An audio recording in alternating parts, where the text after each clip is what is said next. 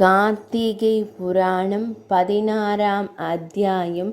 தேவி சத்யபாமையானவள் கண்ணனை பார்த்து, நாதா, ஜலந்தரனுக்கும் சங்கரனுக்கும் யுத்தம் நடந்ததில் ஜெய அபஜயம் யாருக்கு உண்டாயிற்று, அதை தெரிவிக்க வேண்டுமென கேட்க, பிரியே, கூறுகிறேன் கேள் என்று கதையை கூறத் தொடங்கினார்.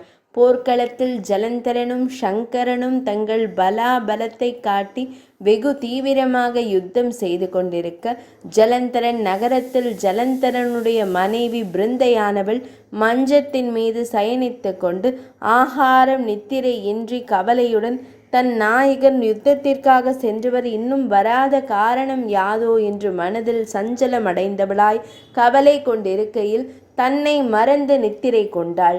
மறுநாள் காலையில் விழித்தெழுந்ததும் தான் செய்ய வேண்டிய கடமையை முடித்து கொண்டு தன் தோழியுடன் கூட மன நிம்மதி அடைவதற்காக நந்தவனம் சென்று வட விருட்சத்தின் அடியில் அமர்ந்த தன் தோழியிடம், சகி, நான் நேற்றிரவு ஆழ்ந்து நித்திரை செய்யும் சமயத்தில் அதிபயங்கரமான கனவு ஒன்று கண்டேன். அது முதல் என் மனம் பதைக்கிறது. நான் கண்ட கனவின் பலன் எவ்வாறு நடக்குமோ? யுத்தத்திற்கு சென்ற என் கணவரும் இதுவரை வரவும் காணேன்.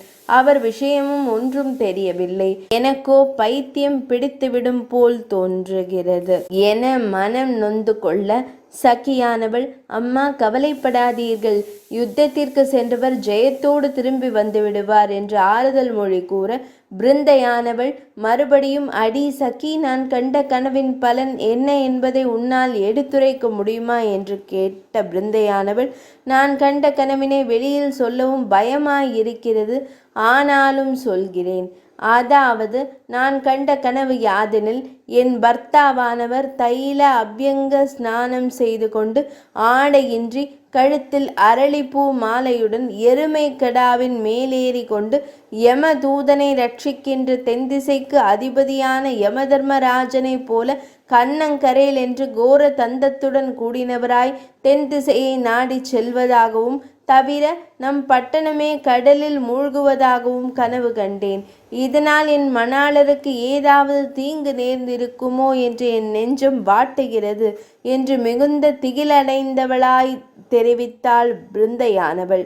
தோழியானவள், அம்மா, இந்த அற்ப கனவை கண்டு பயப்படுகிறீர்களா?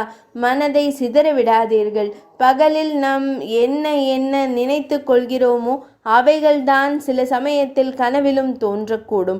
இதனால் நமக்கு எவ்வித இடையூறும் நேராது. வாருங்கள், நாம் இந்த வனத்தை சுற்றி அதன் அழகை கண்டு களிப்போம் என்று பிருந்தையுடன் அவ்வனத்தை சுற்றி வந்து அங்குள்ள பலவித புஷ்ப செடிகள் செழித்து வளர்ந்து இருப்பதை கண்டுகளித்து கொண்டிருக்கையில், பகவானான ஸ்ரீ மகா விஷ்ணுவானவர் தேவி பார்வதிக்கு ஆறுதல் கூறி ஜலந்தரன் நகரை அடைந்து பிருந்தைக்கு கற்பை பங்கம் செய்வதற்கு சமயம் பார்த்து கொண்டிருந்தார்.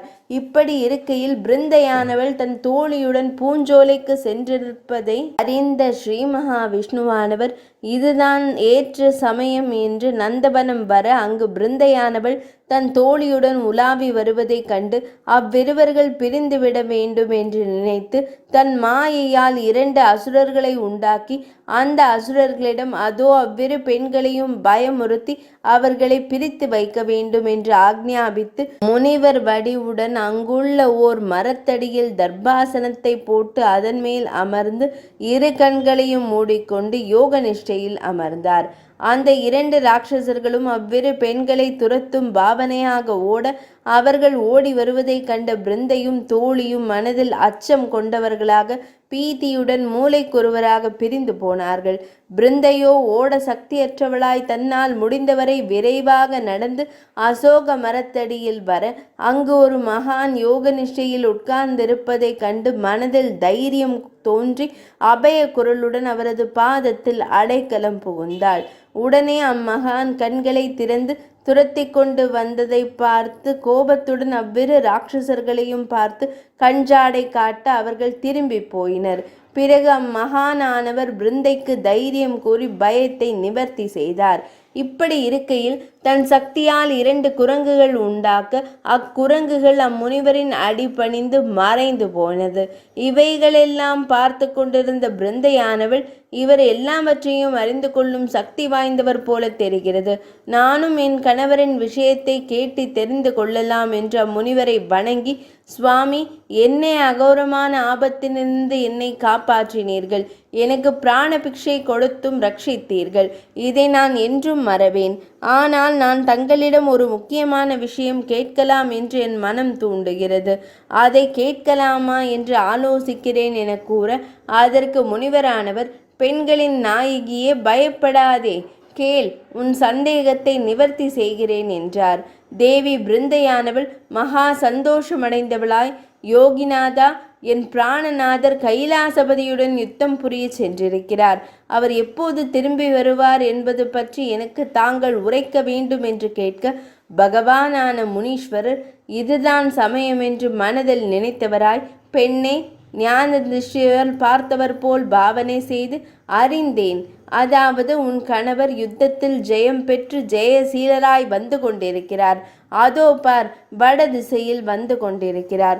ஆம், பார், அதோ வந்து விட்டார் என்று கூறவும், பிருந்தையானவள் அந்த திக்கையே நோக்கி கூர்ந்து கவனித்து கொண்டிருக்கையில் முனிவரான விஷ்ணுவானவர் உடனே மறைந்து ஜலந்தர ரூபத்துடன் அவள் எதிரில் வருவதைக் கண்ட பிருந்தையானவள் மனம் பூரிப்படைந்தவளாய் துள்ளி குதித்தோடி தன் நாயகனிடத்தில் விரைவில் சென்று ஜலந்தரனை கட்டி அணைத்து ஆலிங்கனம் செய்து கொண்டாள்.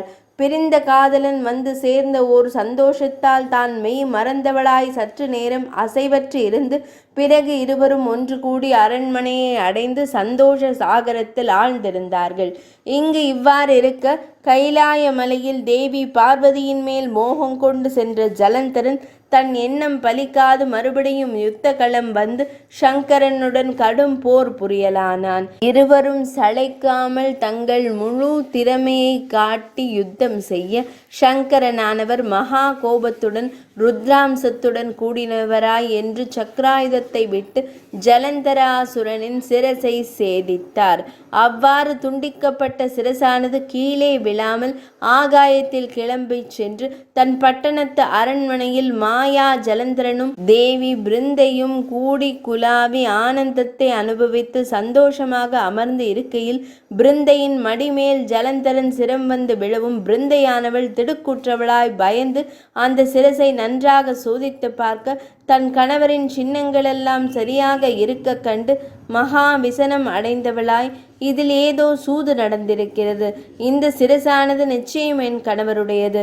இதுவரை கணவராக வந்து என் கற்பை கெடுத்தனன் அசுரனாயிருக்குமோ என்று எண்ணி மகா கோபத்தை அடைந்தவளாய் அம்மாயா ஜலந்தரனை நோக்கி, அடே பாவி, என் கணவரை போல் ரூபம் தரித்து என்னை மோசம் செய்து என் பாதிவிரதியத்தை பங்கம் விளைவித்த நீ யார்? உண்மையை கூறாவிடில் உன் சீலமே உன்னை சுடும் என்று கேட்க, அதற்கு ஸ்ரீ மகாவிஷ்ணுவான ஜலந்தரன் ஒன்றும் மறுமொழி கூறாது தன் சுய ரூபம் அடையவும், பிருந்தையானவள் பார்த்து திடுக்கிட்டு, யார்? ஸ்ரீ மகாவிஷ்ணுவா? பரந்தாமனா?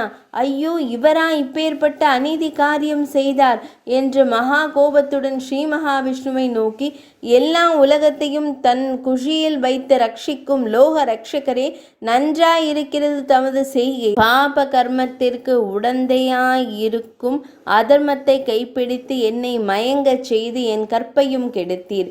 ஆகையால் உம்மால் ஏவல் செய்யப்பட்டு என்னை துரத்தி வந்த ராட்சசர்கள் அடுத்த யுகத்தில் உன் மனைவியை அபகரித்து கொண்டு போவார்கள்.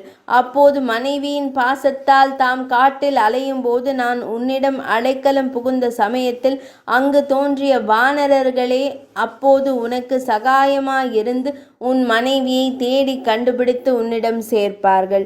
அப்போதுதான் உன் சாபமும் விலகும் என்று ஸ்ரீ மகாவிஷ்ணுவை சபித்து தேவி பிருந்தையானவள் தன் நாயகரின் சிரசை கையிலேந்தி அக்னி பிரவேசமானாள். அவ்வாறு பிருந்தையானவள் அக்னியில் குதித்தவுடன் ஸ்ரீ மகாவிஷ்ணுவானவர் அதிக கவலை அடைந்தவராய் பிருந்தை நினைவுகளையே உருக்கொண்டு அச்சிதையில் எரிந்த சாம்பலை அள்ளி அள்ளி உடம்பெல்லாம் பூசிக்கொண்டு பைத்தியம் பிடித்தவராய் அலைந்து திரியலானார் என்று பகவான் ஸ்ரீகிருஷ்ணன் தேவி சத்யபாமையிடம் கூறி முடித்தார். 16ஆம் அத்தியாயம் நிறைவடைந்தது.